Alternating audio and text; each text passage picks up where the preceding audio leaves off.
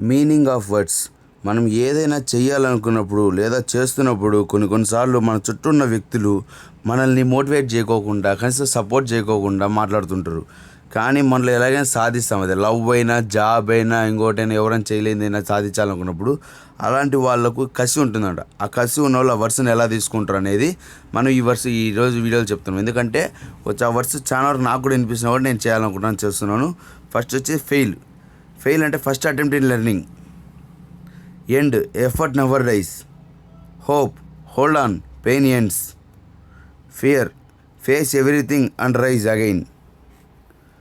Fifth one వచ్చేసి goal, get out and learn. మనం ఏది కూడా ఆగిపోనక్కర్లే. మనకు fail, end, hope, fear, goal, ఈ వర్డ్స్ మనకు చాలా గుర్తుపెట్టుకోవాలి. ఎందుకంటే మనకు జీవితంలో బాగుపడాలన్నా, ఎదగాలన్నా, ఎవరు సాధించాలన్నా, మనకు రాదు అని నమ్మకం కలిగేటప్పుడు కలగాలన్నా వాడేది మన ఈ వర్డ్సే.